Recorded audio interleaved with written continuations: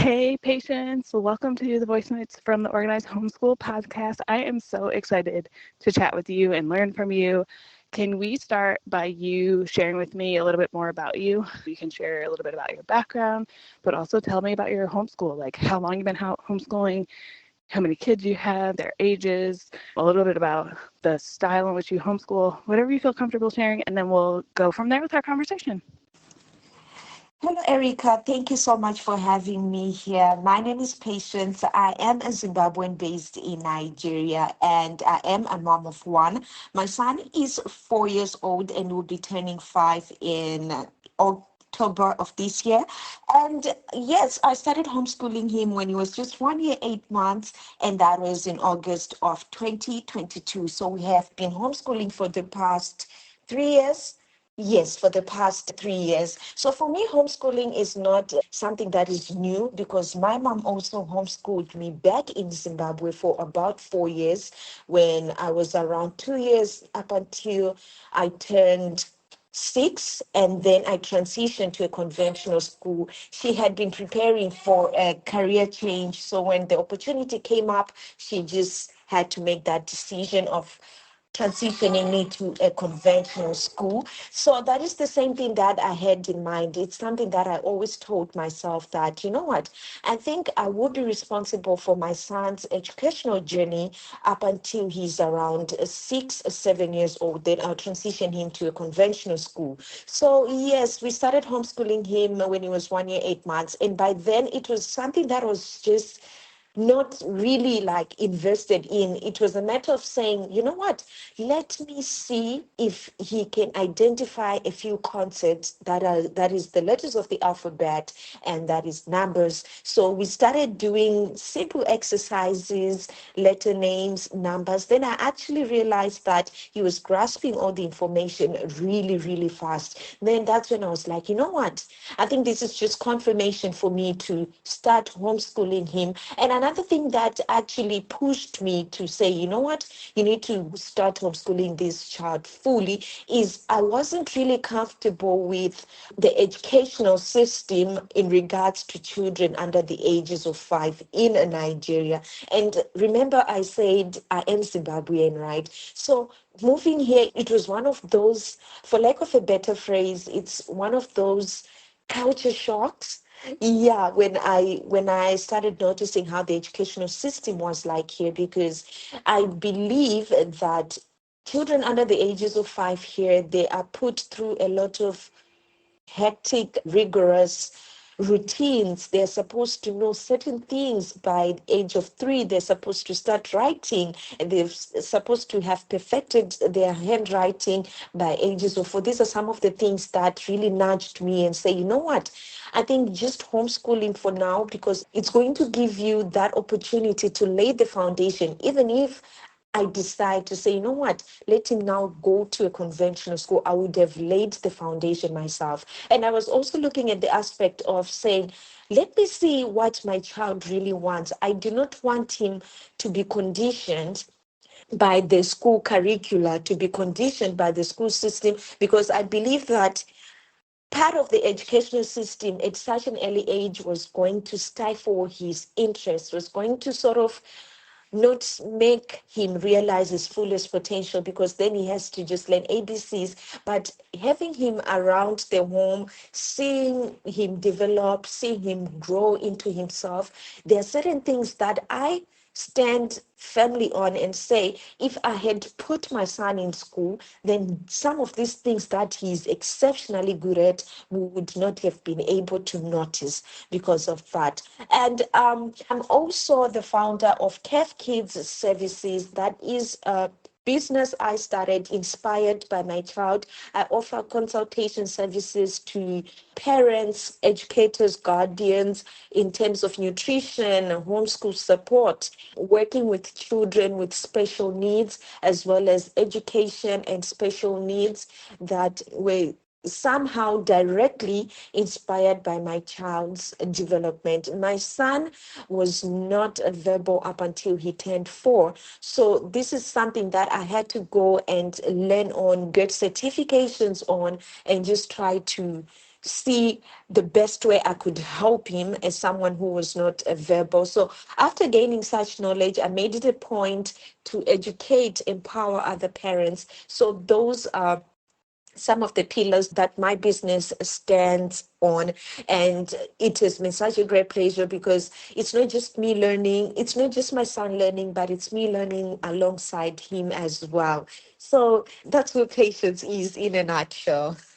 All right, thank you so much for kicking things off, Patience. And I definitely have a few questions that have come from what you've already shared.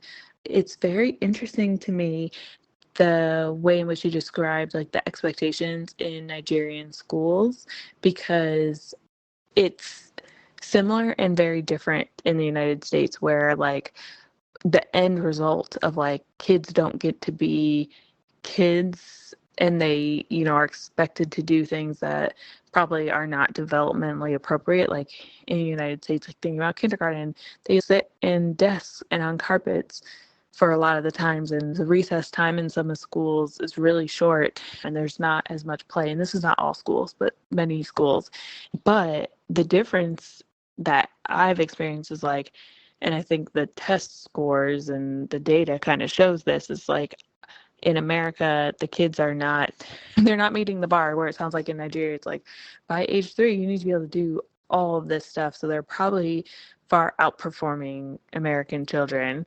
And I have not looked at the data, so I could be completely wrong. But it's just very interesting to me because I don't know a lot about schools in Nigeria. And so hearing that is just interesting because it's different. So I appreciate you sharing that. And I'm excited to dive more into your experience and your questions.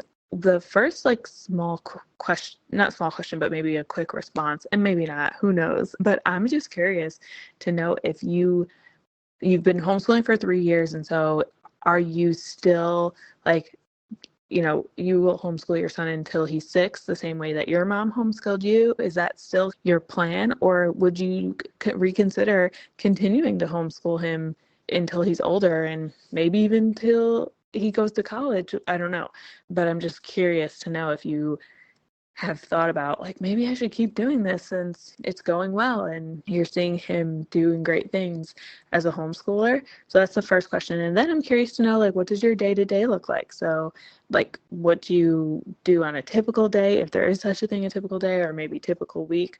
What does it look like for you homeschooling your son? And then we'll go from there.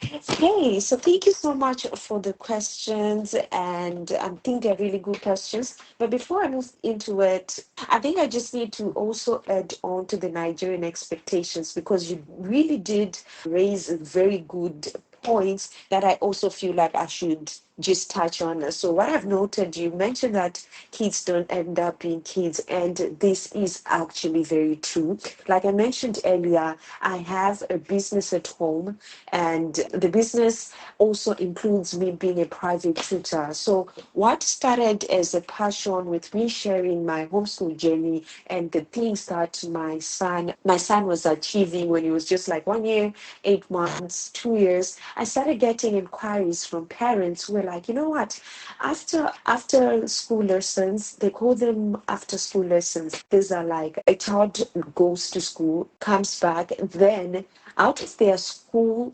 allocated hours, they now come for private lessons. Yeah, they now come for private lessons. So I started having parents ask me, say, okay, fine, we need you to help our child, or we need you to help with our children so that they can catch up with school.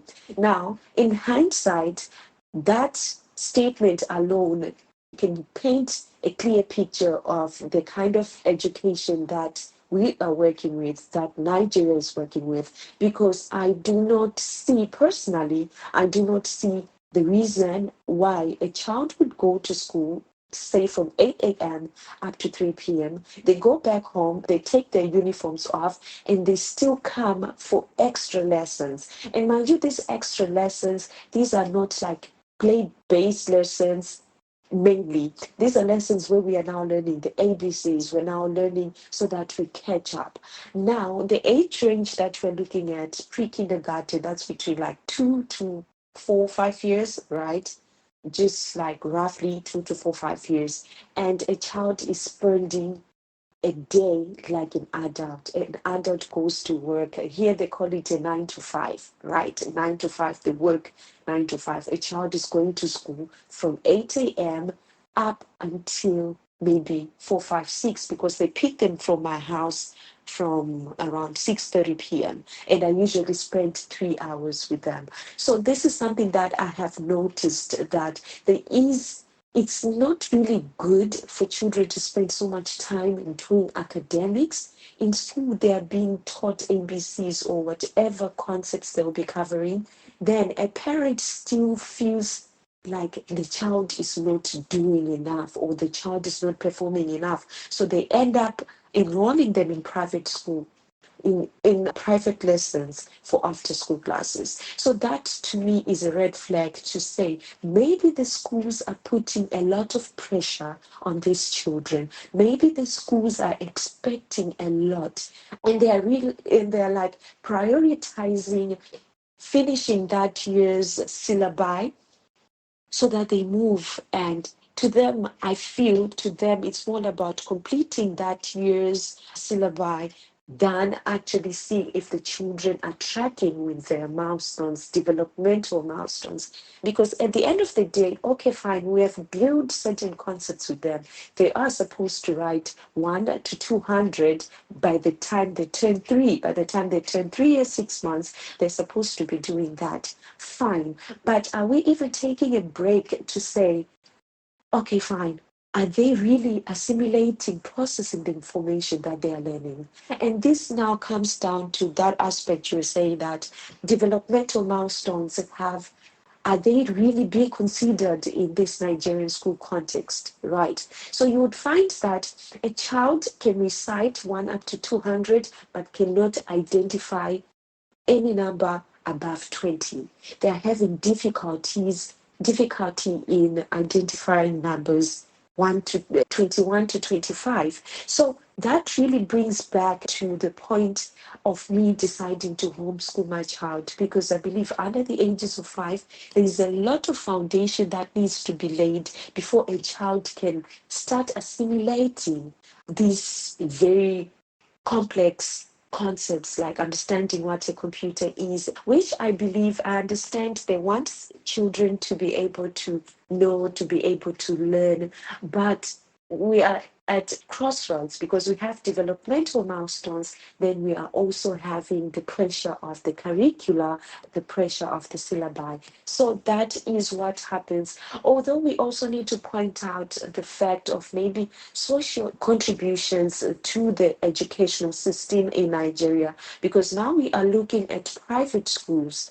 Right, we have private schools, then we have public schools, and there is a stark difference in the amenities that are available. So you would find that in a private school, they might have a well-equipped computer lab, they might have top-tier textbooks as compared to government schools, where maybe they're even sharing and resources are not as plentiful as they are supposed according to maybe the student teacher ratio or student resource ratio. So that socioeconomic aspect also comes into play. And I feel like there is a huge disconnect, and that disconnect enables children who can afford better quality education to be maybe more advanced as compared to children who cannot afford that type of education. So you would find that when they write national board exams, as they develop, as they grow older, there might be a huge disconnect. So that was what I wanted to shed more light on. So about the future, honestly, that's a conundrum about the future, because my homeschooling journey was not really set in stone, like was not really cast in stone. It was more like, okay, I'll do this then later on.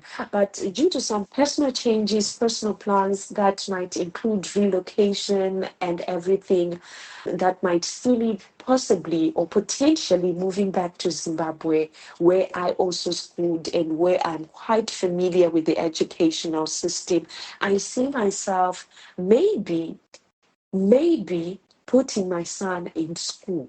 This is something that I need to go first and assess how the Zimbabwean education system is.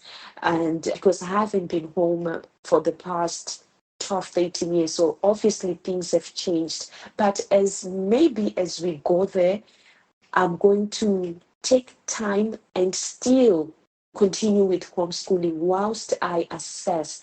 I am not against continuing homeschooling. If my options are not really pleasing me, back in Zimbabwe, then I will continue with homeschooling. But I do not see anything wrong with me maybe transitioning him into a conventional school. But so far, so good. And for me, the main point was I wanted to be the one responsible for laying the foundation with my son, right? I wanted him to maybe grow his attention span and nurture his passions that I believe they would have been restricted if I had put him in school quickly or if I had put him in school earlier. So this is the moment 0 to 5, maybe 0 to 6. I am just assessing. But if I am not okay with my son, with the education, with the state of the education I see in Zimbabwe, which I highly doubt, then I will not have a problem transitioning him into a conventional school.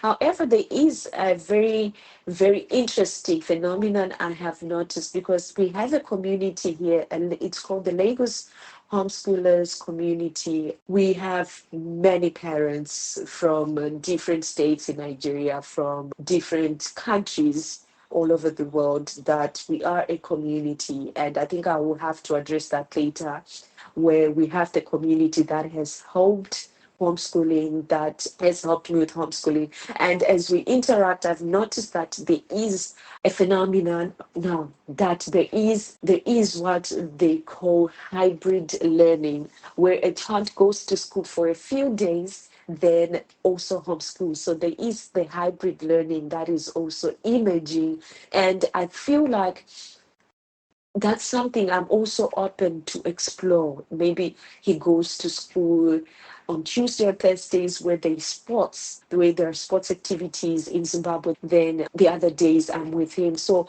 I'm still open to other options as well. Maybe fully homeschooling or transitioning him into a conventional school, which, by the way, I wish to express that even if he transitions into a conventional school, then I'm going to be still at the forefront of his learning journey, right?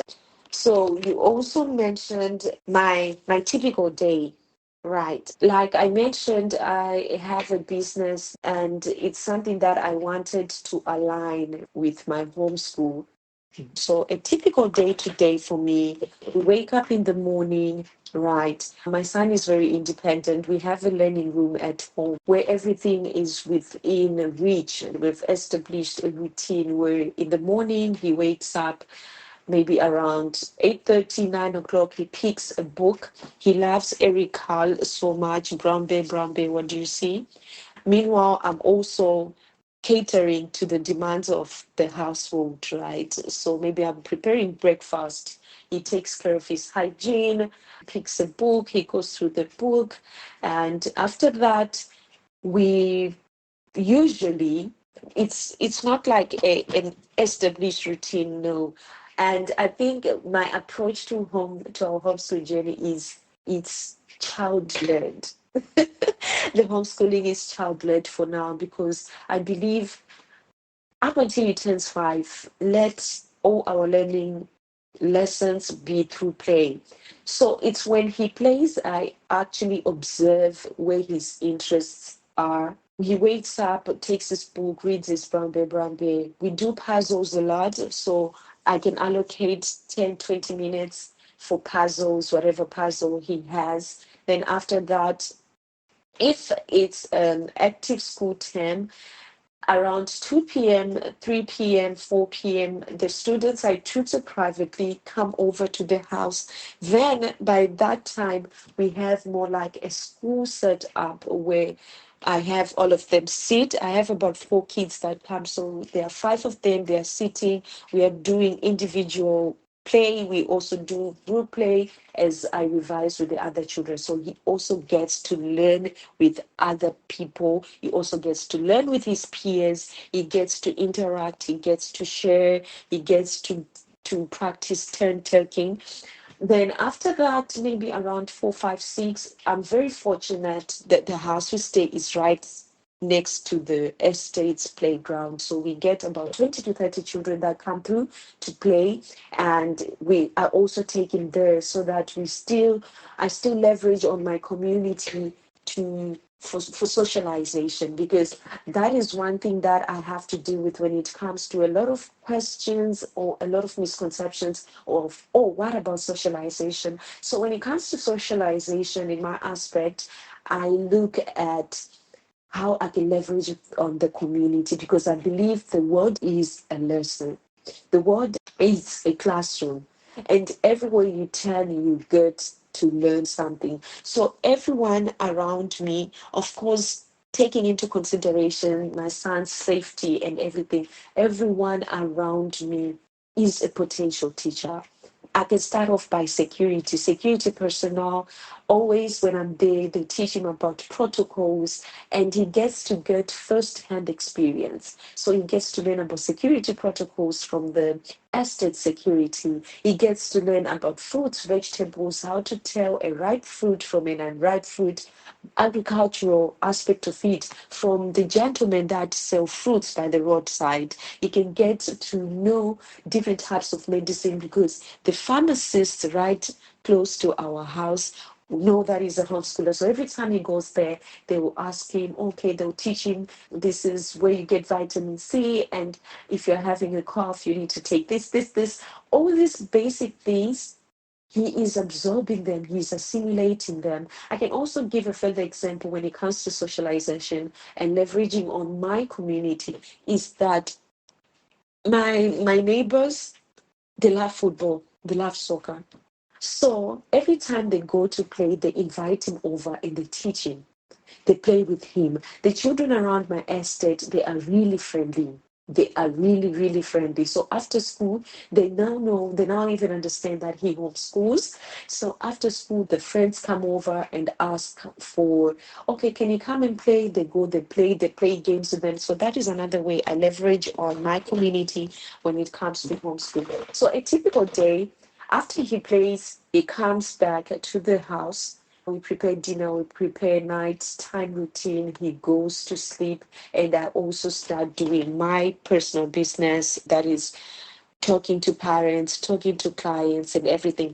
So, what I am currently doing right now is I do not have a strict routine, I do not have a strict curriculum.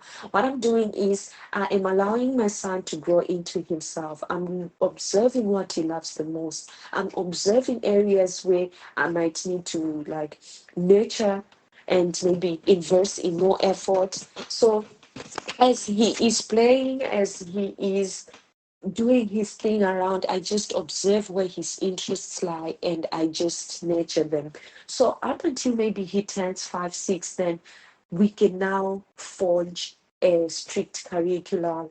We can now forge a strict routine. But now I just want him to learn it through play. I just want him to understand himself without feeling any unnecessary pressure. And in the meantime, what determines our learning process mainly is his interest. What is he interested in? What is his passion? I can give an example. In our household, I speak English and Shona. Shona is a Zimbabwean dialect, right? Then the dad speaks English, he speaks Nigerian Pidgin, and he speaks Bini from his hometown. And those are the languages that we speak. And we also take into consideration that we are still aiding my son with his speech development. So we stick to only just English when our son is around. At the age of 3, my son started speaking what by then I deemed gibberish. Okay. So up until maybe 2, 3 weeks later, I now overheard him recite numbers in Spanish. That's when I was like, can you please recite what's one in Spanish? We say uno. What's two doors, you know.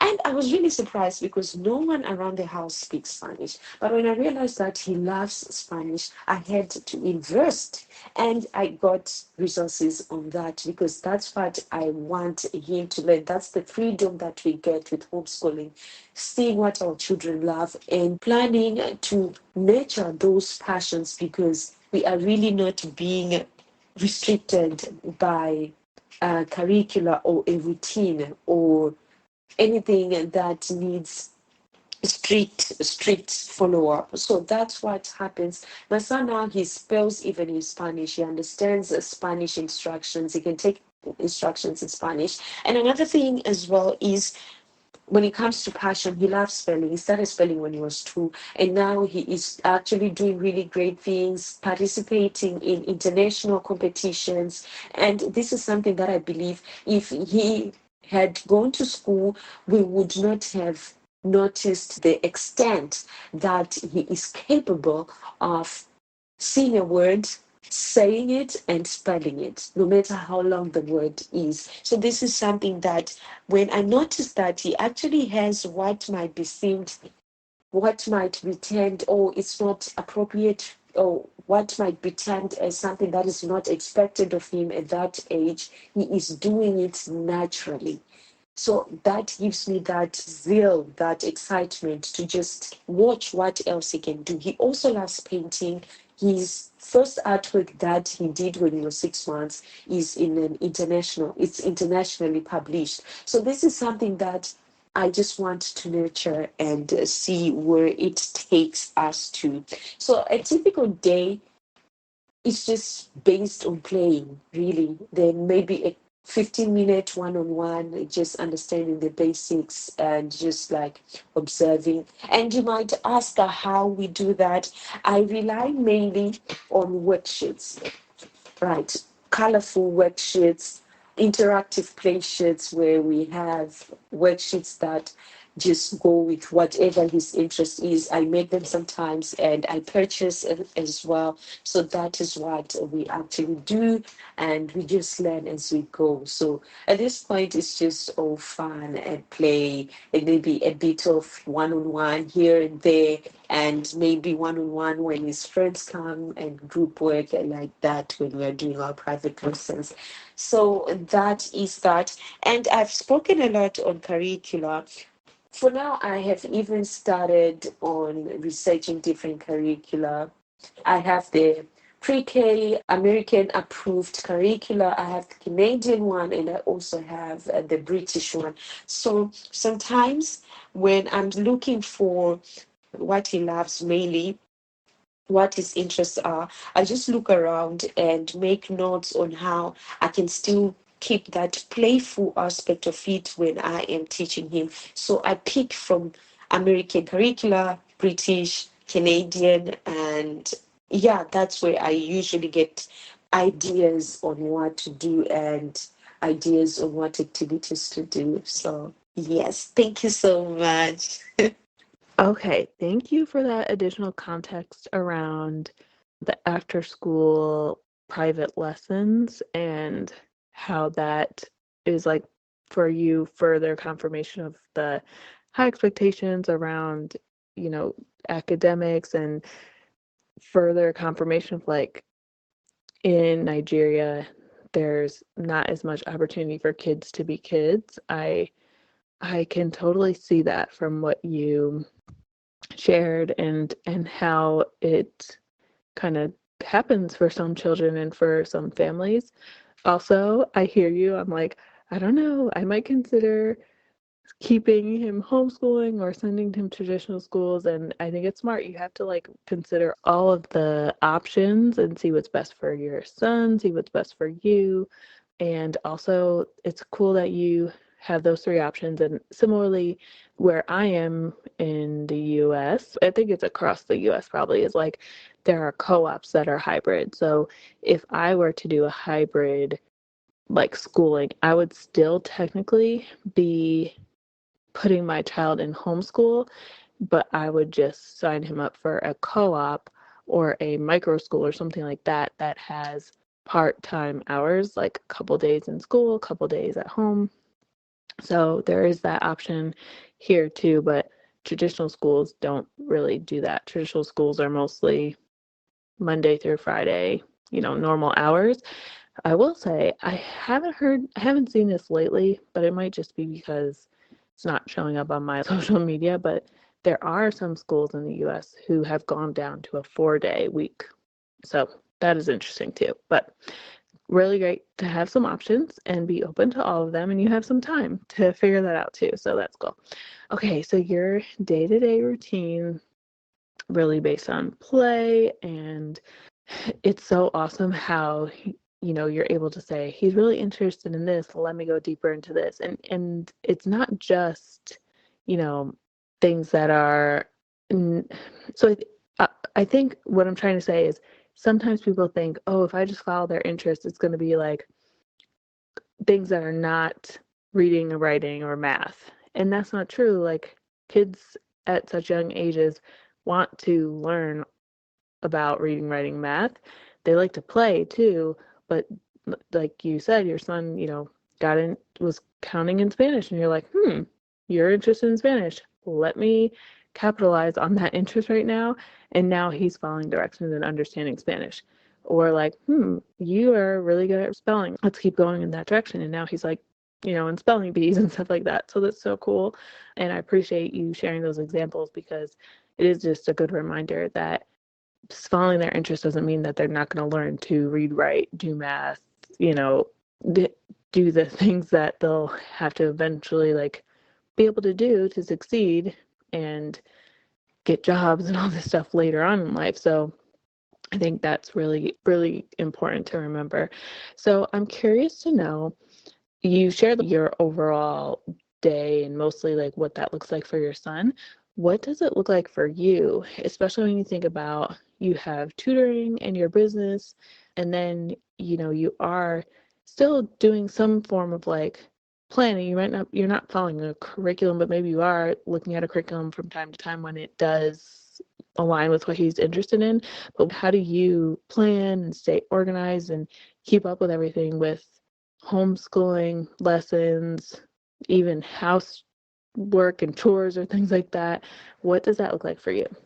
So on the hybrid options, right, the hybrid schooling options, I believe here in Nigeria, the eastern part of Nigeria, they do not go to school on Monday.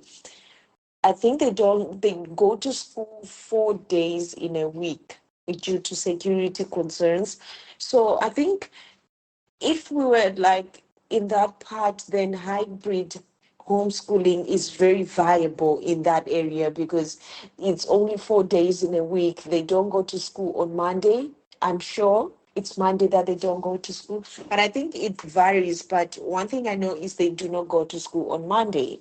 So the day-to-day play-based learning, if there is one thing that I have learned is, you know, I always give an analogy, right? That before your child can learn the ABCs, the one, two, threes, the colors, the basic concepts they're expected to learn, you have to work on their attention span. So working on your little one's attention span gives you more room, gives your child the ability to sit for longer periods of time, whether you're learning, whether you're playing, they get to concentrate, they get to focus. So what I do is I leverage on that play-based learning, right? To incorporate those basic concepts because we look at, okay, when a child is 5, maybe they're expected to know their letter sounds, maybe they're expected to know their numbers, they're expected to count, they're expected to do basic addition and subtraction. So what I do is through that play-based learning, right? I know my son loves puzzles. My son loves flashcards. He plays with flashcards, he plays with puzzles, he plays with magnetic toys. So when his interest is in puzzles, what I go ahead and do is I will now introduce the concepts with the puzzles. So you would find that if we are going to look at numbers 1 to 20, I am going to invest in resources like puzzles that have numbers 1 up to 20. When my son is interested in spelling, I'm going to introduce puzzles with spelling, puzzles that require him to say letter sounds, to say letter names, to say his ABCs, to say all the concepts of the letters of the alphabet. So it's through that play that I introduce these basic concepts easily. Okay, my son loves painting. Right, my son loves painting. How are we going to utilize the aspect of painting to introduce primary and secondary colors? We are going to start with primary colors. We are going to mix whilst we are painting. So you would say, okay, mix this part and mix this part, mix pink, mix this part, and what color do we now have? We are playing with colors, and we are also learning primary colors. We are also learning secondary colors. And what do we do with those colors? We now paint, and that is how he's playing. He's using his fingers and everything. So that is how I end up and so that is how I end up introducing basic concepts when we are playing with my son. So even when it comes to, for example, colors, you can use crayons to say join the dots. We can use crayons to enhance his pencil grip. We can use crayons to trace, to color. And before we know it, we are now coloring inside the letter A. We are now coloring inside B. Meanwhile, we are using the concept of color. We are using the concept of letters of the alphabet. And we are also simultaneously improving the pencil grip, improving our pre-writing as well as writing skills. So it's through his interests that we introduce more serious concepts through play, so much that it does not necessarily translate to it being a let's sit down, let's learn, let's do this type of approach, but it's we are playing and learning through it all. Then you asked how my day looks for me. So basically, my day starts around 8 a.m. That's when my day starts. And 20-30 minutes, that's the maximum time we have a sit down one on one whilst we are learning through our homeschooling. I'm so grateful that he is very confident and comfortable in his independent playing. So all I had to do was put all the resources where he can reach them, right? So once he's doing independent playing, I will be taking care of the household, maybe cleaning, maybe preparing food for breakfast, lunch, dinner, and that does not take much of my time. So that is more like 2 hours, 3 hours. Then my son naps from maybe around 11 to around 1. I usually nap within that time. And when he wakes up, again, the father takes over, maybe take him for a walk, take him for extracurricular activities, because the dad's strongest point is extracurricular. We are looking at sports, we are looking at outdoor activities. So that's where the dad comes into play, takes him for swimming, takes him for football, takes him for maybe interaction outside the house or at the playground. And that is the time I schedule my consultation calls with the parents that I'll be working with. Consultation calls are between 30 minutes to 1 hour, depending on the case that I'll be handling. So if it's something to do with nutrition, if it's something to do with special needs education, if it's something to do with homeschool support, we are looking at 30 minutes to 1 hour consultations. After that, then it's time maybe for lunch or for a late snack, and it's time for me to have another sit down now. And I'm now observing what he wants to do. Sometimes he picks his puzzle, sometimes he just does whatever he wants to do. And usually he doesn't need 100% of my attention. He can stay on his own and he can do, but I will be there supervising. And if he has any questions, then he can come and give me cues, nonverbal cues for now, because we're still developing his speech. And I help with whatever. So evening session, usually it's my session of rounding up with consultations, scheduling my next appointments, and him also playing on his own. But whenever he needs me, then I will be there. So that is typically how my day goes. And after he goes to bed, from around 10 p.m. West African time to around 3 a.m. the following day. That's when I'm now responding to emails. I'm now catching up with voice notes, like now. I'm catching up with communications. I'm also looking for opportunities to like competitions or features that my child might be interested in. And that's when I'll also be writing down, noting down the minutes of the sessions that would have taken place earlier in the day, and also to parents, for parents that would have requested for a document. Maybe they need a schedule, they need a plan, they need meal plans, they need learning plans. That's what I usually do, and it's repeats the following day, not necessarily cast in stone. I'm very flexible. I am very flexible, but I do not compromise on those two important sessions that my son and I do one on one in the morning, then maybe winding down in the evening, and instead also going outside. So, this is what my day normally looks like.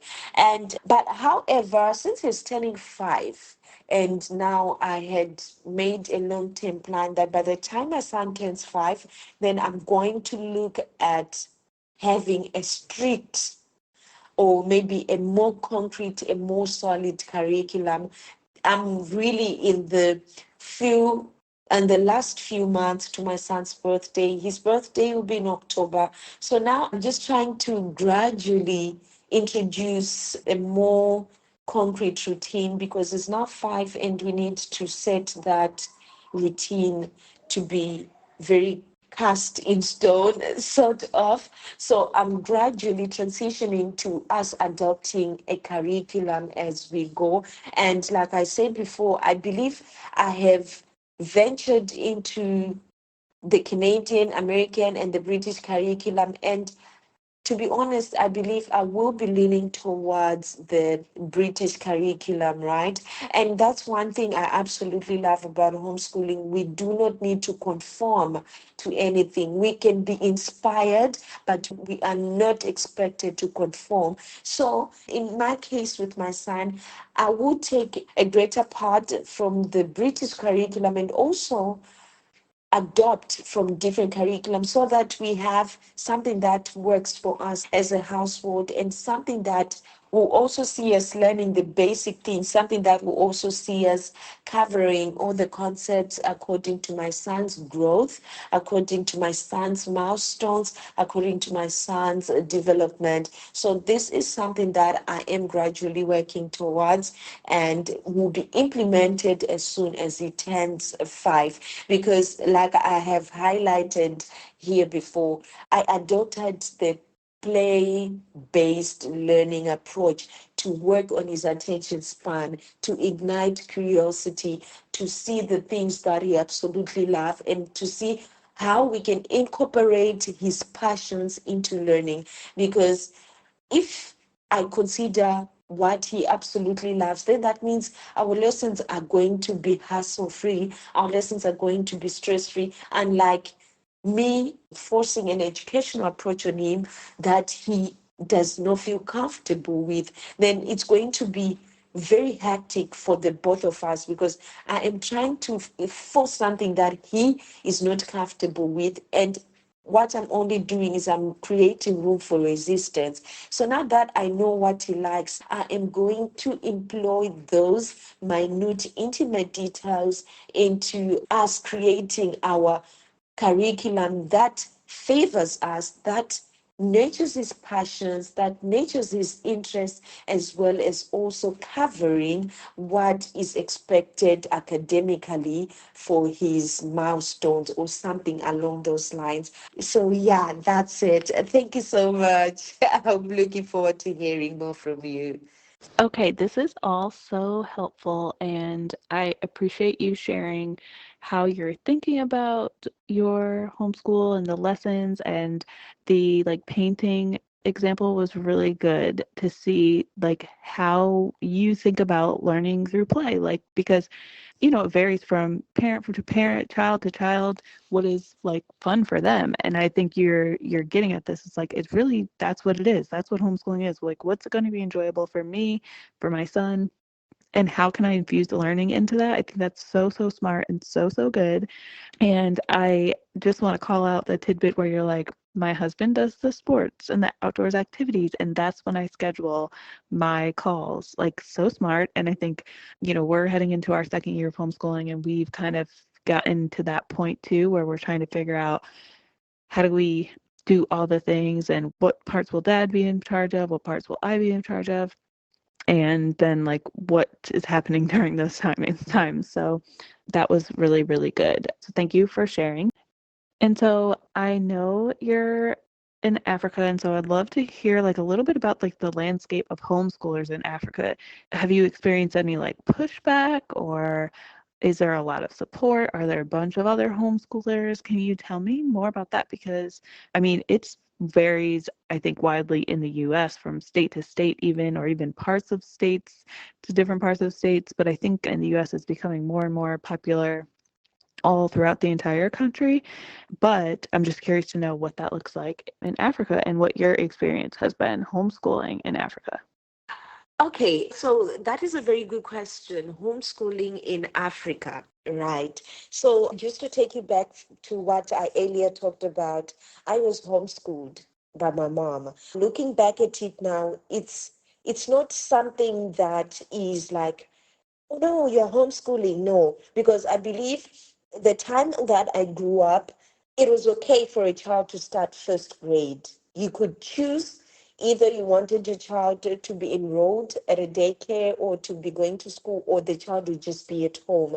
It was not really much of a big deal. That is number one. So I think concerns would arise when a child is maybe 6, 7 years of age and now they are not going to school. But I do not think that it's something that people would say, oh no, this child is not going to school, and there would be some misconceptions around it. And also, the flip side of this is we also need to look at the socioeconomic status of many African countries. Because now, are we saying a child that is not going to school is being homeschooled, or it raises a question like, are they even receiving a form of education? So there is, I think the lines are a bit blurred at the moment, or back then rather, lines are a bit blurred because for us, this age, especially as homeschooling parents, we are looking at it like, okay, my child is not going to school, but they are receiving a form of education in my home. Right. That is a different scenario for children that are not going to school, and neither are they receiving a form of education at home. So we also need to look at that socioeconomic aspect of it. Like, okay, is it really homeschooling? Are we really grouping everyone that is not going to school as homeschoolers? Or we have a certain portion of homeschoolers, then we have another bigger portion of children that are not receiving any form of education, maybe due to them being located in remote areas, or maybe parents not being able to afford school, and neither can they afford to teach these children at home, which is something that is very important when you actually put light on it. Like, okay, so what is happening now?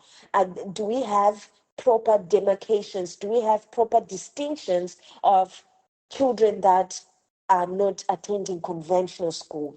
Which also brings me to another question that we also, in Africa, we also need to put demarcations on, to put more light on. Okay, now we have different approaches to education, right? Like you mentioned earlier, people homeschool for different reasons. How I homeschool my son might be different from parent A, parent B, might be different from parent C, and because it all comes to the big question, why are we homeschooling? Right. Now, This is a scenario I would like to paint. People in rural areas in Zimbabwe, schools might be kilometers away, right? And we have other factors that we need to take into consideration. We have weather, we have safety, we have roads, right? We have different resources to take into consideration, right? Now, when we look at it that way, we are now saying, okay, a child might not be going to school due to these factors, but is that child not going to school also receiving a form of education? Now, when we say a form of education, here comes different approaches. We have unschooling, right? We might say a parent is unschooling. Then we might also have, okay, they are learning through vocational training, right? Or maybe they are learning through practical training. That is another aspect that needs to be taken into consideration. So I feel like currently there are a lot of blurred lines within the African homeschooling space. But then apart from these other factors that I have looked at, now from experience, I'm now coming back to where I started my son's homeschool journey, which is Nigeria. Now, in Nigeria, we have a lot of parents. There are different groups in Lagos and in Abuja, two of the biggest cities in Nigeria. And we have parents that are making a difference. We have parents that are standing and leading communities of homeschoolers. I can mention Raising ID. She is based in Abuja. I am in Lagos. She's based in Abuja, and she has about 472 families that are coming together that are embarking on this homeschool journey, which I believe is something that is moving towards shedding more light on homeschool. Now, in Lagos, we have Miss Tommy. She founded Homeschoolers Conversations, right? Which is the biggest community of homeschoolers. And this is the same lady that spearheads different activities with her executive committee. Together, they plan.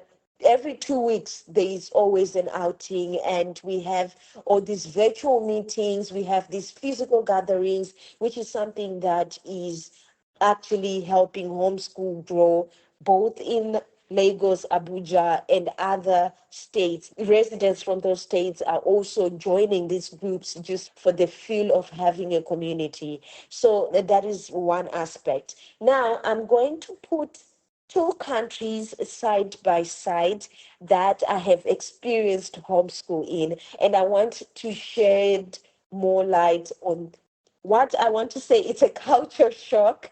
Okay, so I keep on reiterating that I was homeschooled in Zimbabwe. Then I'm homeschooling my son in Nigeria. And you asked, how is the landscape like? And I mentioned earlier that in Zimbabwe, it's not something that people look at and be like, oh, okay, this is a big deal. They'll be like, okay, your child is learning from home. That's okay. But in Nigeria, a culture shock, they put emphasis on a child enrolling in conventional school as early as 1 year, 6 months. So this is something that shocked me. Okay, maybe you are going to a market, or maybe you're walking and you're taking your child for a walk. People will be like, why is your child not in school? And you say, my child is a homeschooler. They'll be like, what is that thing? What is that thing? Why are you homeschooling? Send your child to school. To the point that some other people that do not have enough information on what homeschooling is, they just think that homeschooling is synonymous to a lockdown, because homeschooling, they think you are locking your child inside the house. They'll be like, oh, okay, so why is your child not going to school? Is it because you don't want to pay? So all those assumptions, all those misconceptions, like a child is being homeschooled because the parents cannot afford, number one. The child is being homeschooled because the parents are stingy, number two. Like, there are a lot of misconceptions, and that is on surface level. That is more like on an overview of the different misconceptions that are there. And another aspect that people look at is the legislation, right? There is a legislation. I believe in Nigeria, Once a child turns 5, then they need to be enrolled in a school. And I believe there are a lot of discussion being raised in regards to homeschooling and the legislative aspect of homeschooling, and I believe it's still being talked about. I believe one of the points I picked up from that conversation was how the government can be involved in the homeschooling aspect of it. That is one of the points. But what I know is that for those national board examinations, I think that's why YEC and the likes, those national board examinations, homeschoolers are allowed to sit for those examinations, which makes it even better and even more inclusive.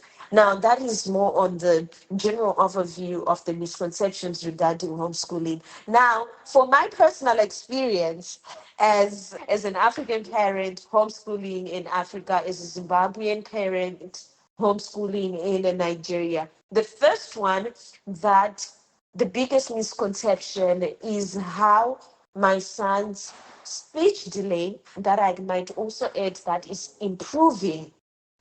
The misconception is people tend to link my son's speech delay to being homeschooled, right? And I find this to be a bit a bit comical, for lack of a better phrase, because how is a developmental milestone being attributed to the type of education? I do understand them to a certain extent, that there is the aspect of socialization, because they'll be coming from a point where they say, oh, but if your child is in school, if your child is in school, then they should be, then they would be talking. And I'm like, okay, but we are now diminishing the other community that I believe my son stands proudly for, and that is the community of neurodivergence overall, right? We have speech delays, we have autism, we have different aspects, and you attributing the fact that my son has speech delay because he's being homeschooled. Wow. Because we actually have other students, other learners, other individuals who are in school but still having speech delays, right?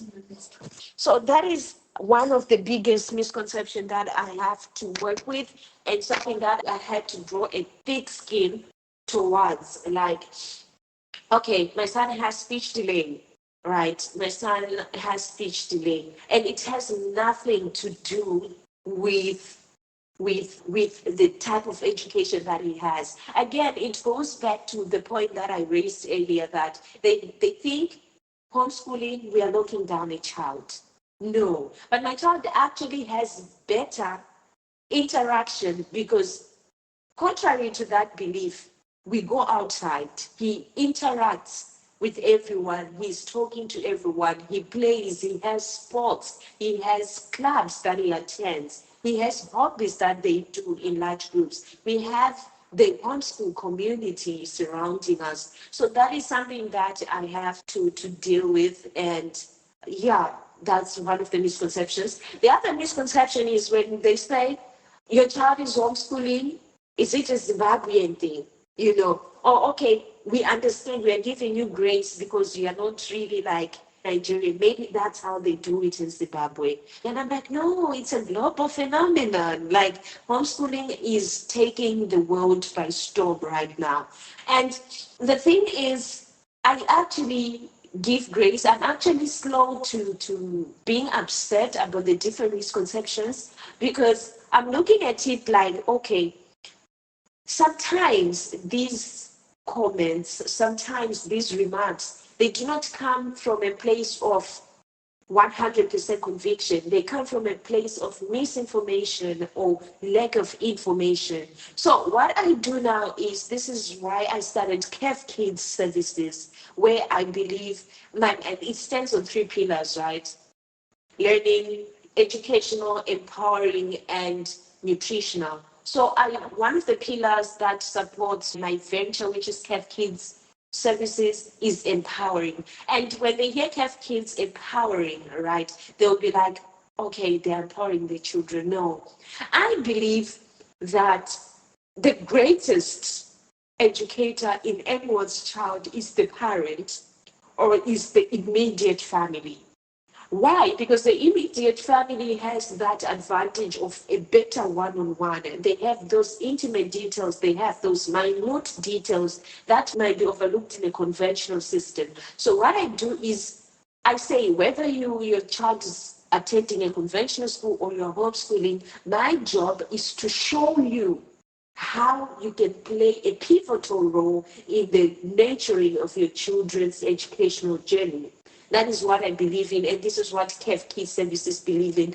And so much that I have groups on WhatsApp, I have followings on TikTok, I have followings on Instagram. When they now understand how I carry my homeschooling journey, when they understand how I interpret homeschooling, how I portray homeschooling, how I participate in homeschooling, they end up getting interested. And the same people that might have given remarks on, oh, a child needs to go to school, they now come and say, how do you do that? Can you please share how you do that? And that's where the empowering part comes into play. Because a lot of parents, when it comes to the learning journey of their children, they do not know the amount of power that they have.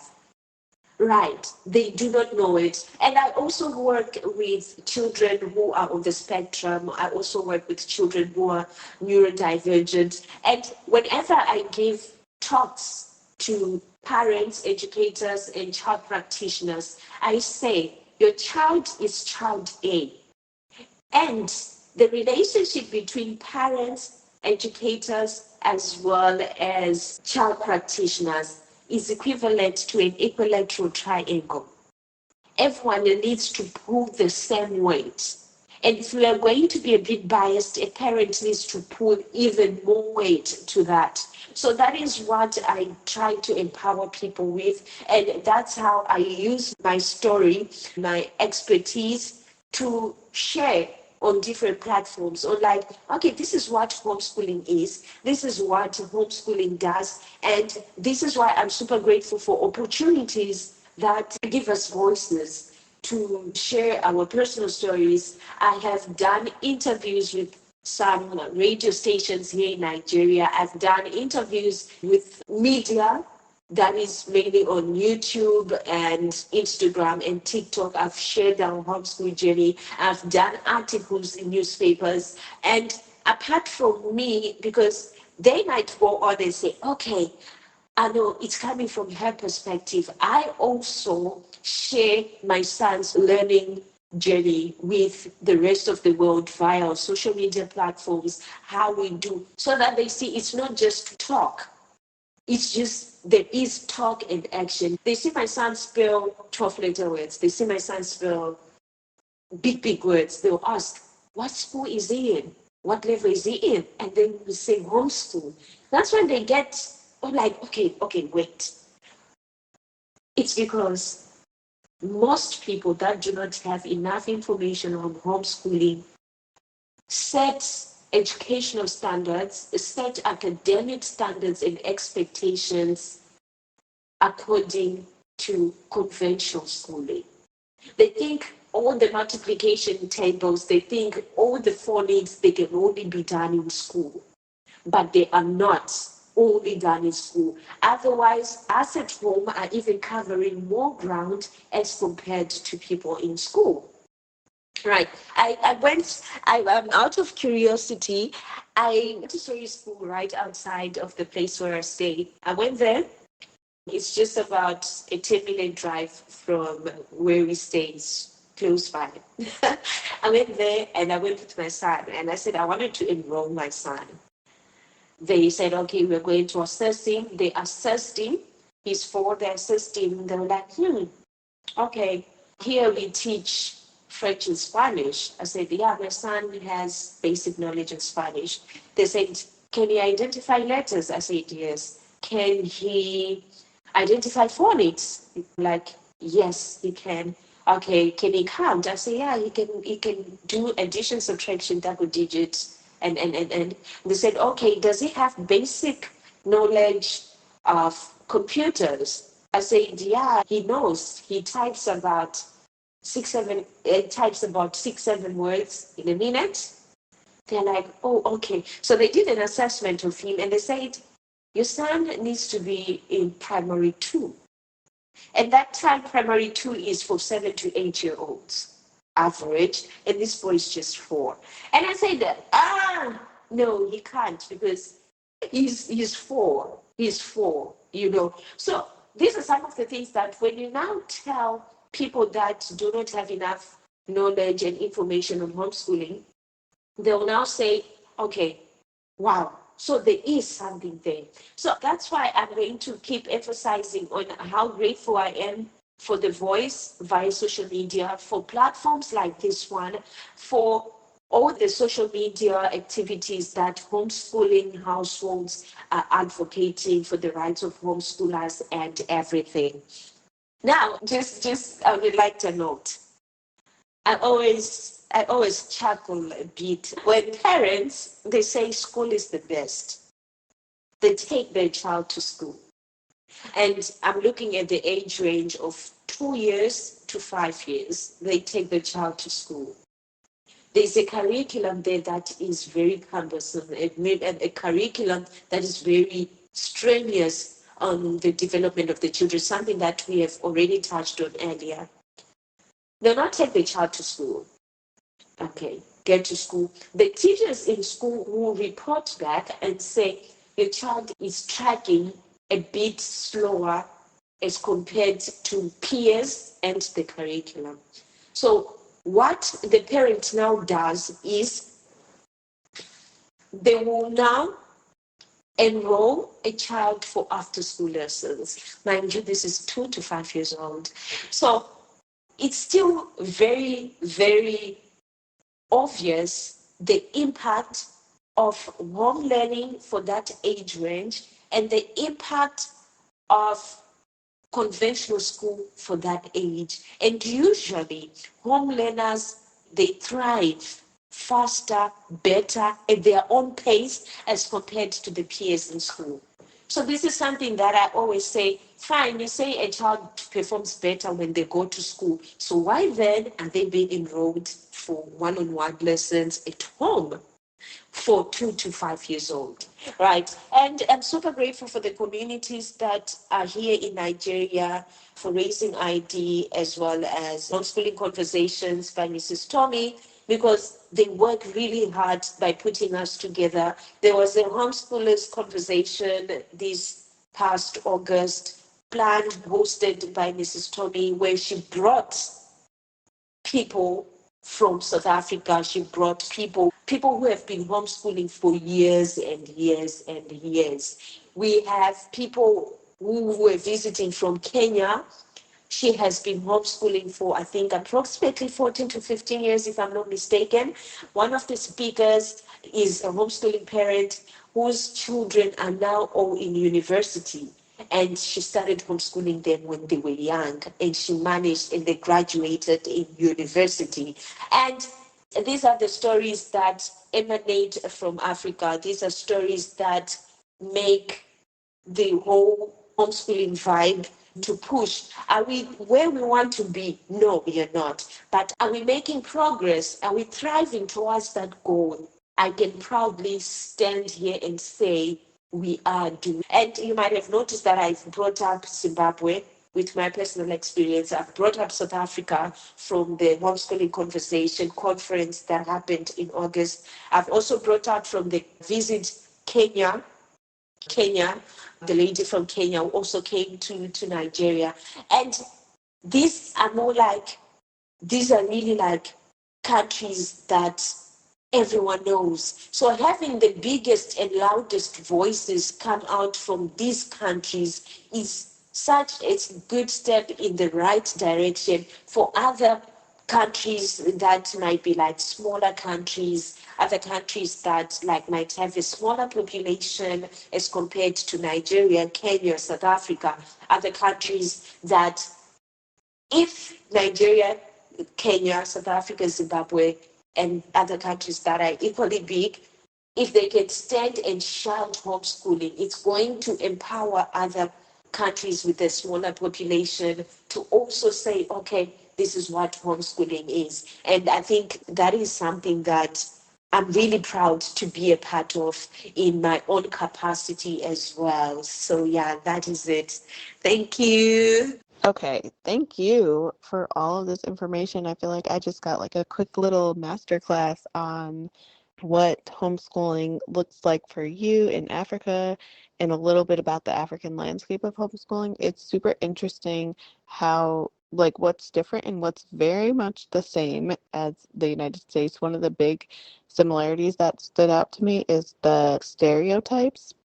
Is that in that, it seems like there are certain stereotypes that people around the world put on homeschoolers, and it's just very interesting that that's both in Africa and in the US, and I'm sure in other countries across the world too. So thank you so much for sharing all of this. It's also good. And, huge shout out to you for your son testing 3, 4 years above where the age that he was. And I totally understand. Like, no, he can't be in that class with those older kids and he's only 4. So, yeah, taking his education into your own hands makes a lot of sense for so many reasons. And, even though there's a lot of learning and work that goes into it, it's so, so rewarding. So I'm just wanted to shout you out for that too. So you mentioned a bunch of different people who have impacted your homeschooling journey, and I'm just curious to know, what does community look like for you and your son? If you could like share a little bit more about that. And the big question too that I have is like, how did you find that community? Sounds like maybe some of it was online, but what did you do to find community? Because as you mentioned, your son gets a lot of positive social interaction, and I find that most homeschoolers feel that way about their child's socialization, and they're not locked down, like you said, or locked in, rather. And so I'm just curious to know how you found your community, and if you could just speak more explicitly around, like, what does your son's community look like? What does your community look like? That would be awesome. So for the communities, I did mention the Kado blog, aka Homeschooling Conversations. She is the first community I actually saw online. And I first saw a video they made on TikTok, and maybe because of the algorithm, they ended up popping up on my FYP. So what happened was I followed her and I saw that she actually had a huge following, right? I messaged her and I said, you know what?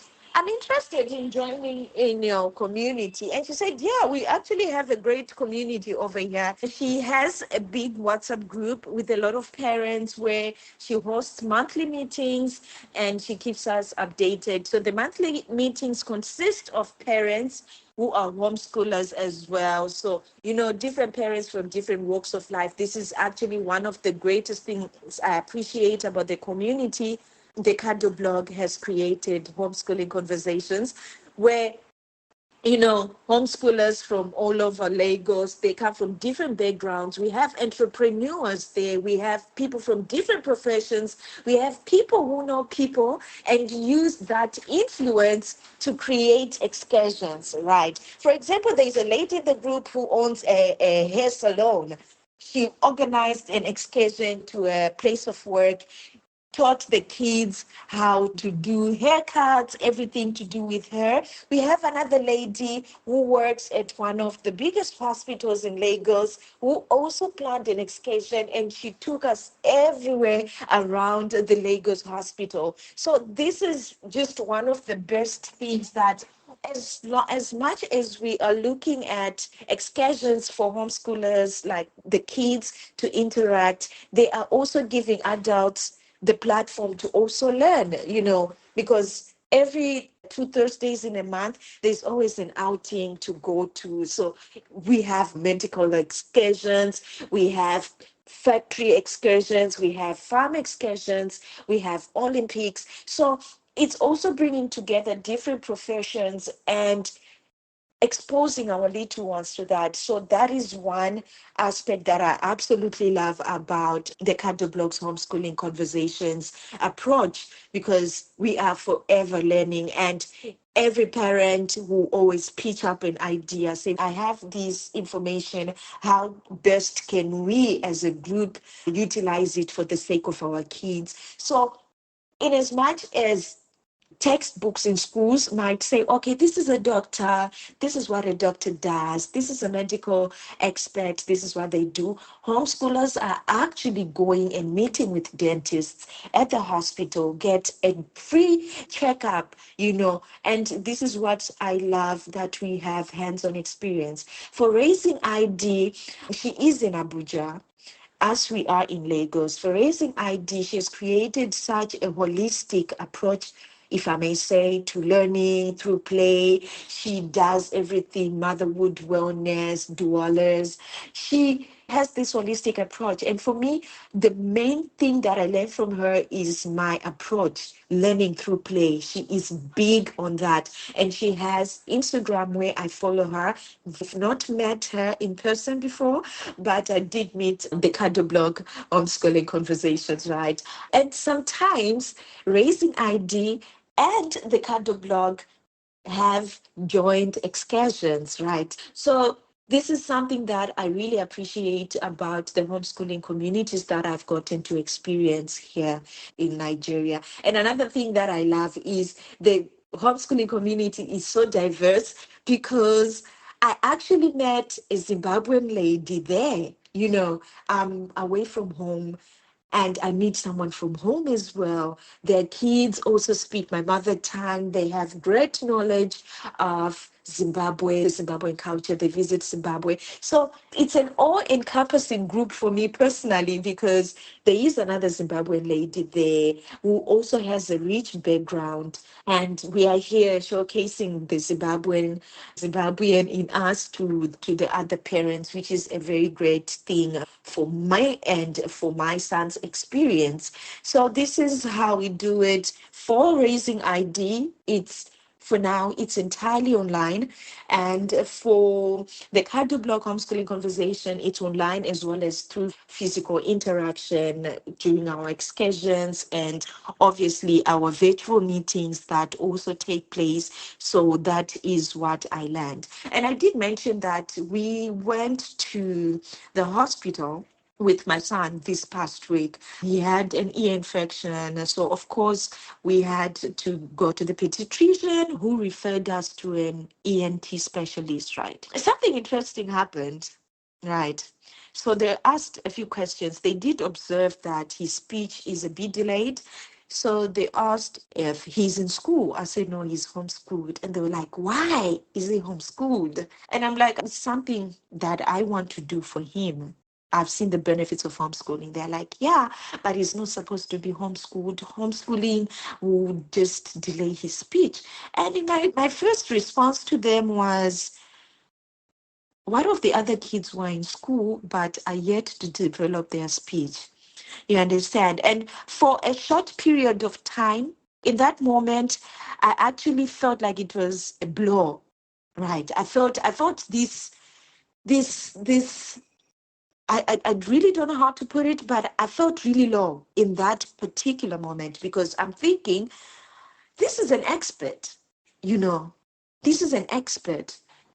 And he is telling me that my decision to homeschool my child might be the reason my child has speech delay. And I was like, no, no, no, no, no, no, no, no, no, no. I'm the one that does therapy for this boy, right? We do therapy sessions together.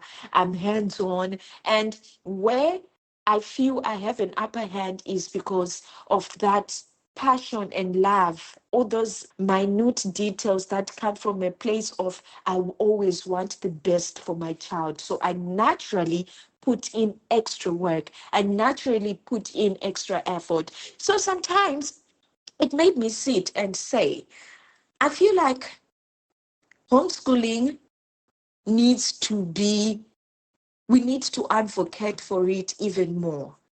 Because from a lot of other professionals who are not necessarily into the education system and understand the educational system, they just seem to not to give advice surface level. And again, I feel like it emanates from the point of Homeschooling is equal to lockdown, is equal to being locked in, is equal to isolation, which I do not believe in. So in that very moment, I just had that mob guilt in court and was like, here we go again. Here we go again. And one thing that actually made me chuckle a little bit is they referred us to a neurologist, right, for the speech delay. And in the referral letter, they said, please counsel the mom on the dangers of homeschooling. This is from a pediatrician writing a referral letter to another medical institution and say, please counsel the mom on the dangers or the challenges of homeschooling, which is for me like a push on my part, like we are not going to give up on shedding more light on homeschooling. We needed to reach to the point where when someone says, oh, what school does your child attend? They'll say, oh, my son is in a private school, or my son is in a public school. A lot of parents just shrug, right? Just like, oh, okay, that's nice. Oh, she's in a public school, or she's in a private school. Okay, that's nice. I want homeschooling to reach that level for me, where someone says my child is homeschooling, they'll be like, oh, okay, that's great. No side eye, no, but what if, no, but this, no, but that. Because even looking at what I said before about like autistic kids, kids on the spectrum, like neurodivergent kids, if you actually look at it, you'd realize that homeschooling might just be the best option for them because there is intimacy. It is designed to suit their learning capabilities. It is designed to tone down triggers. It is specifically designed to accommodate them so much that their learning is more seamless and more easygoing, unlike in a school where there might be possibilities overstimulations, misunderstandings. Because I saw one thing that said most African schools that say they are inclusive, are they really inclusive? You know, are they really inclusive? Because if we say schools are inclusive to children who are neurodivergent, do the classrooms allow the child to run around? Right? Do they allow the child to run around? Maybe the child is steaming or the child is processing his or her environment. Do they allow the child to run around the classroom or they will force the child to sit? These are some of the factors that, when effectively brought forward, will help with some of the misconceptions around homeschooling, especially with neurodivergent children. So, yeah, that's it. Thank you, Erica. I am so sorry that you had that experience with your pediatrician. And just like you said, it is a reminder that we need to continue advocating for homeschooling and for, more importantly, in my opinion, is choice. If a parent chooses to homeschool, that is their choice.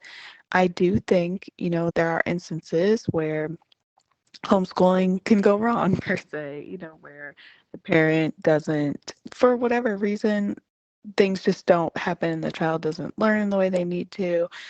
And to your point, children can have different delays or learn and grow at different speeds no matter where their education happens. And in schools, it definitely is a wide array of where children are at. And, while some folks are saying, yeah, it's the teacher, some folks recognize too it's just the child. So in some cases it is the teacher, in some cases it is the child. And I just think that it's unfair to say that it's due to homeschooling. So I'm sorry you had to deal with that. And it's just shows so much about your personality that the fact that your response is let's advocate more, let's continue to show up more and talk about it more so that people can understand that it's not homeschooling that causes certain things in every case, right? So I just wanted to say I'm sorry that you had that experience and thank you for sharing because it's real and this is people still have a lot of stereotypes about homeschoolers. So there's still a lot of work to do. Thank you also for sharing about your community. I love the fact that you have experiences that are for your child, but also that you're experiencing too, and that there's a lot of parents giving in different ways to the community. That's so, so cool. I think that's the key. That's what I found in my co-op experience. It's like when every parent is contributing what they can based off of their personality, even their profession, what they're interested in, it makes the co-op experience so much better. So love that so much. I want to switch gears kind of completely to your business. Like you mentioned being interviewed and having newspaper articles written about you and all of that. And I would just love to learn more about your business and how you have like marketed and what more about what your business does and all of that. That would be awesome. And because this is the voice notes from the organized homeschool, I'd love to hear how you, I know you touched on it a little bit, but if you have anything more to say about like balancing business and homeschooling. Hi. So I wanted to say that it's amazing how the community has helped immensely when it comes to homeschooling and homeschooling experience.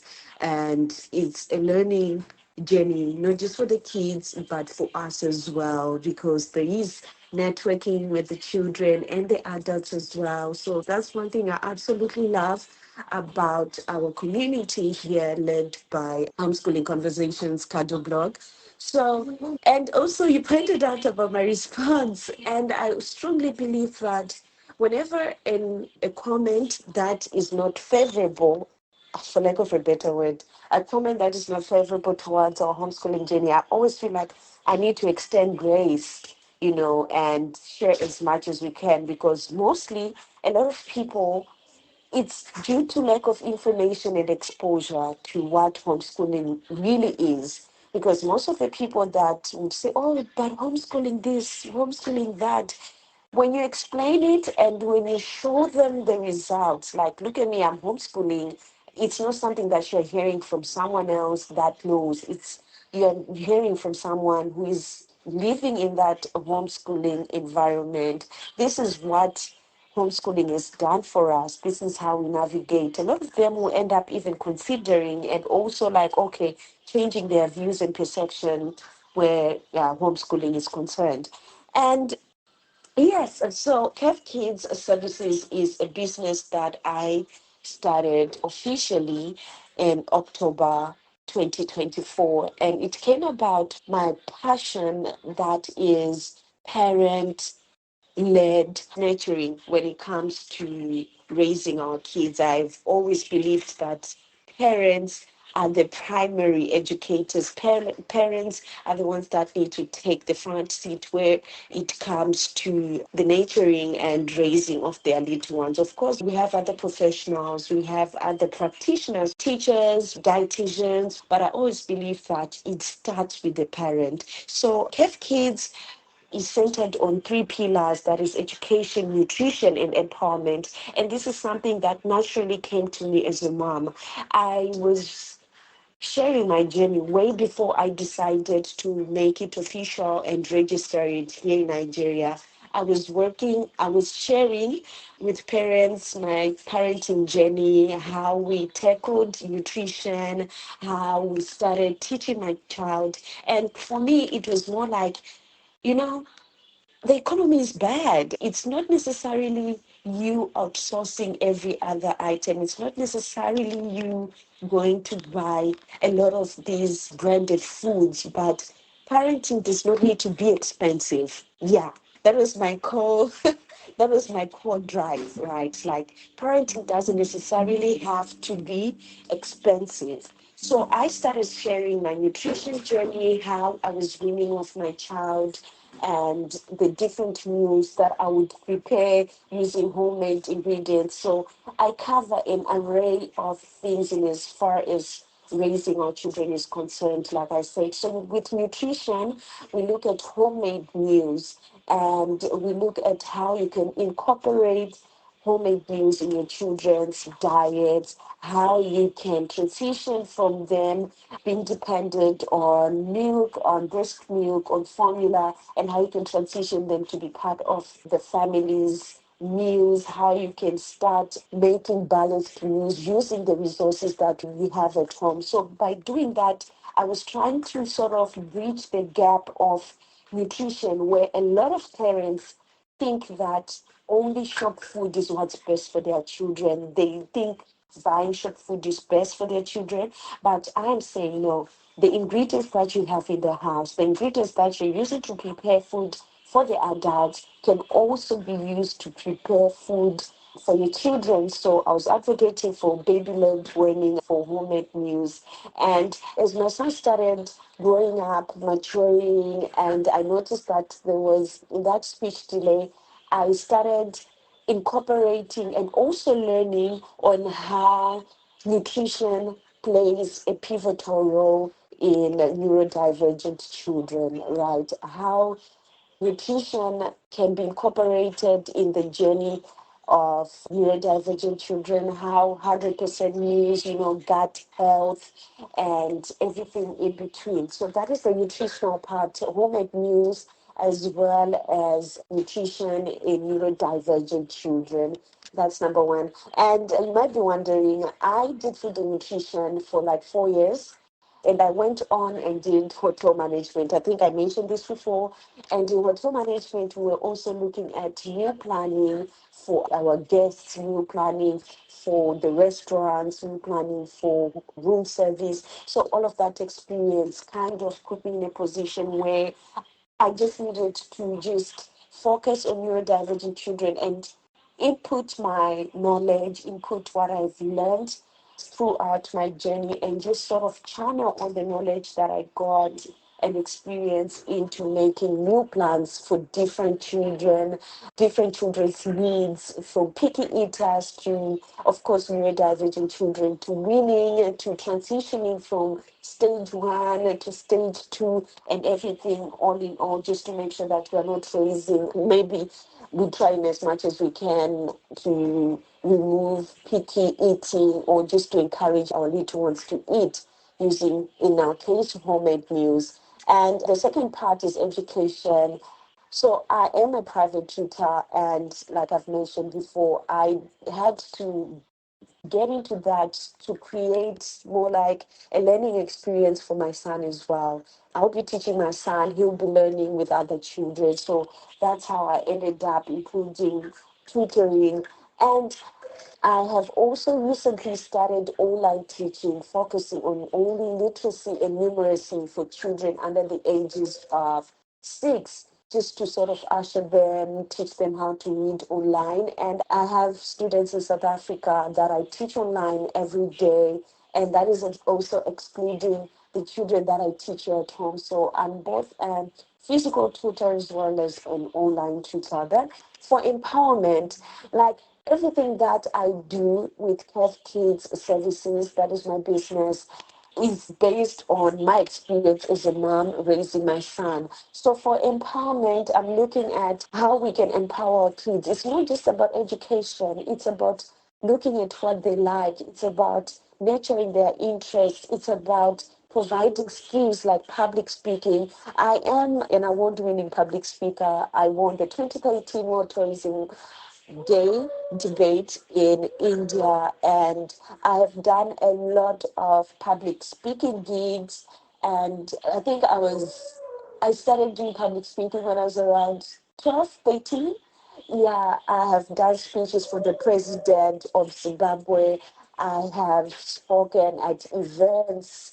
I have given a lot of that. So growing up, I also had a passion for public speaking. I always thought I would end up being a TV presenter.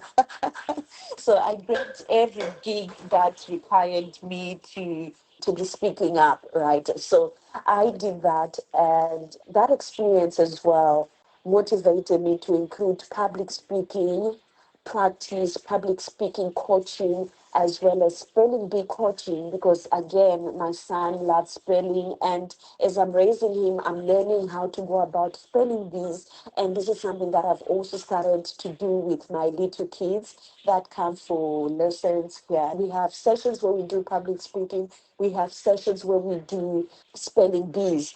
Then I also advocate for children's rights, right? I'm also one of the members back in Zimbabwe, one of the people that started what you call the victim friendly courts in Mashonaland Central.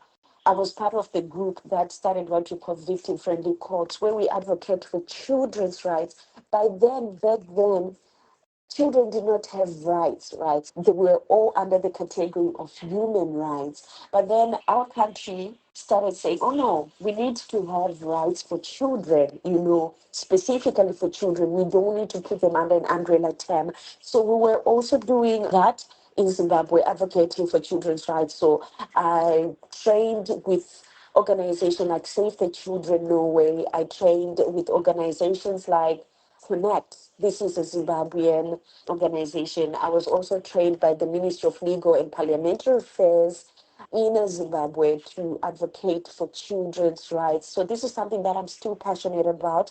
And I did mention the victim-friendly courts, for physically abused children, sexually abused children, because we realize that when we put victims in the same courtroom as the perpetrators, they would be threatened through eyes. They would use eyes, body language to threaten. These are children as young as 3 years old, as young as 4 years old. So we advocated for what we call victim-friendly courts, where it's just like a playroom, and we were trained on how to deal with children, on how to make children open up without them feeling the burden of opening up. So looking back at everything that I have had experience with, or that I have been trained for, I think everything has prepared me to become the mother that I am.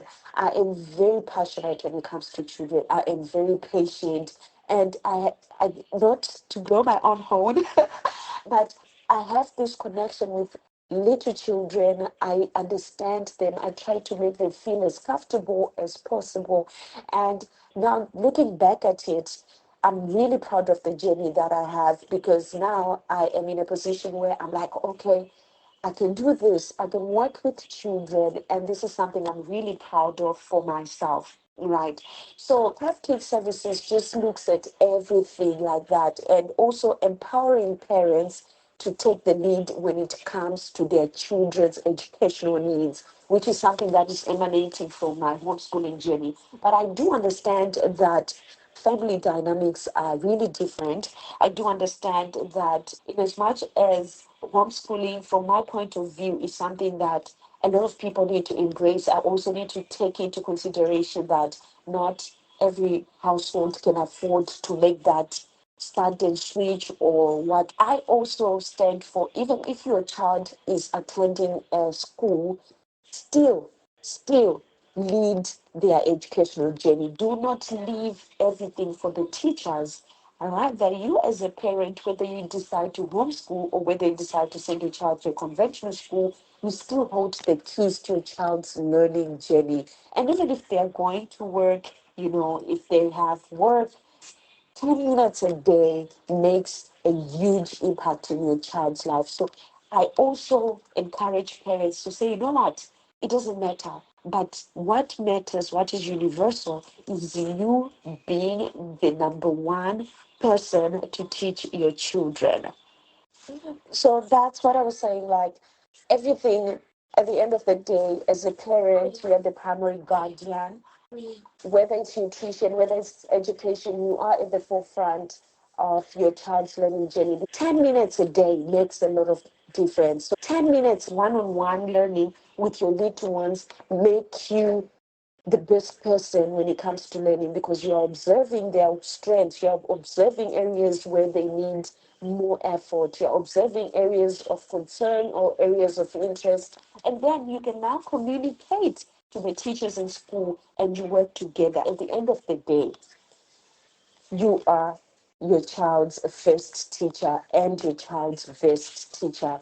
And I also work with parents who are yet to fully embrace their children's diagnosis, children who are neurodivergent. A lot of parents are still yet to embrace what the spectrum looks like and what it entails. And there's a lot of misconceptions. So I try to help them eradicate those misconceptions. I try to help them embrace and tell them facts about the different diagnoses that they have. So I offer counseling services for parents that are just trying to embrace the diagnosis in regards to their children's development, right? So a lot of parents, African, for example, a lot of parents think it has something to do with juju or something to do with that, but it's something that we are working together to eradicate the misconceptions as well as to make them embrace and navigate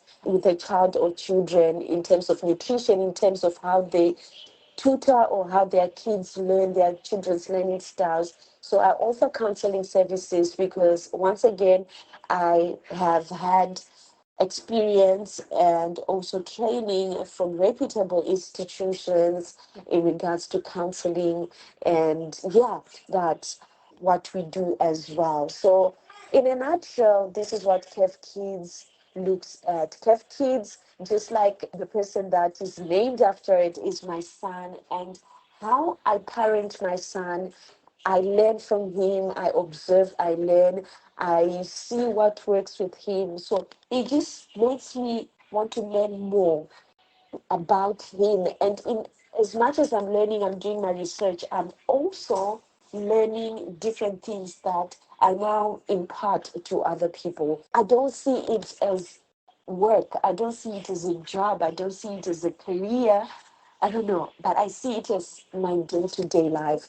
So it's very easy for me to handle my business and homeschooling because they are intertwined. My KevKids services and my homeschooling journey, they work together so well that I don't have any challenges trying to balance them because they work together very well. And for the services that I offer, supporting parents who want to be their children's educators, supporting parents, all the consultation services, they ask it for me to be able to plan my day. Appointments are done 24 hours prior to their preferred time. So that gives me enough time to sort of move a few things around and just put them in the schedule and say, you know what, I'll have a phone call. So consultation services, they're just like for 1 hour where I get to know the parent, where I familiarize myself with the parent and the children and the unique circumstance that every parent brings forth to me. So we talk about it 1 hour call, we talk so that we also create familiarity. And this also helps me to gauge the mental state of the parent. Just from talking to them, I have to ask questions, and it's just like getting to know each other. Then, whatever services that they need, we can go ahead from there. So, basically, that's just it. I do this at my own time, I do this at my own pace, and it's something that I really, really enjoy and I look forward to. And I have worked with parents from different countries. I've worked with parents in Malawi, in Zambia, in South Africa, in Zimbabwe, in the US, in Canada, in the UK, and Ghana. So at the end of the day, what connects everyone is parenthood. I work with godparents, I work with aunties, I work with uncles, I work educators as well, teachers in schools. I work with them because at the end of the day, we all want what's best for our children, right? Despite the choices that they choose, we just find a way to create that village of, you are not alone, right? I've created a very beautiful village around because once we have a consultation, you become a community, you become my community, we become a village. So I've created a village from almost 8, 9 different countries. And as we're doing those consultations, I'm also learning. And when I see something like, okay, let me go do research, I'm also learning. So it's a win-win situation. It's a win-win situation, and I'm very happy of what I have built for myself. I plan on expanding, of course. I plan on doing bigger and better things. But so far, the rate that we're growing, the experience that I'm learning, I wouldn't trade it for anything. And I'm super glad that I'm on this path, that I don't need to make big switches in schedule. It's something that seamlessly grows, something that seamlessly just works. Both sides, as a homeschooling parent, as also as a business owner for KevKids Services. So that's everything about that. All right, I absolutely love this like three-pronged approach that you have for your business around education, nutrition, and empowerment. And I think the part that is like super exciting to me is like it is based off of who you are as a mom. And we hear this a lot, but like it's so much easier to support others when it's what you live and what you experience and your values and what you believe. And so I love that so much. And I know that, you mentioned all the different people you work with that aren't just parents, but have children in their lives. And I just know that they are like so much better pe- people with children, people with kids because of the work they do with you. So I love that so much. And it makes a lot of sense given what I just said, what you shared, that like your business is easy because it's just a part of your life and it just blends into your everyday. And so that is a message for plenty of people out there who are interested in starting something, who have this entrepreneurial spirit, and they can have you as an example of like just fold it into your life, and it doesn't feel as hard or as like it's something that you have to work for. So love that. Okay, we've had such a good conversation. You shared so many good things. So one last voice note for me is like, if there's anything else you'd like to share, definitely share it now. Any advice you have, last pieces of advice, you've given a lot already. And then please let us know where folks can find you, anything you have going on that you want them to know about, so that after they listen to this and they're like, yes, I want to be in community with Patience, like how can they do that? All right. Thank you so much. I'm really happy with how much impact KevKids Services has had on our community. There has been so many plans that we have been trying to put into place, and some of them include having a community library specifically for neurodivergent individuals. The reason behind being, how libraries have zero noise policy, but our little neurodivergent individuals need to play around. So I want a space where they can read, but also being able to read the best way they can. And that is movement, that is climbing, that is this, that is that. And this is something that I have been planning on doing for quite some time now. And I'm also planning on extending the services to Zimbabwe, where we can also have another branch in Zimbabwe, also catering for neurodivergent children. And I feel like statistics have shown that in Zimbabwe, it's really a place where not a lot of people know what being neurodivergent is. So I feel like an awareness there through KevKids Services will be of great help. So far, yeah, I think that's what's in the pipeline for us. And also, I know homeschooling is not viable for everyone. There are certain conditions that parents, caretakers, educators need to take into consideration, and some of the conditions are not favorable for us to expect every household to be homeschooling. I know it's a work in progress. I know a lot of people are looking for alternatives, but for homeschooling parents as well as parents with children who are attending school, my only advice is be at the forefront of your child's learning journey. Whether your child is in a school or your child is homeschooled, make sure you are involved every step of the way. Let educators know from you. Let child practitioners know from you, not the other way around.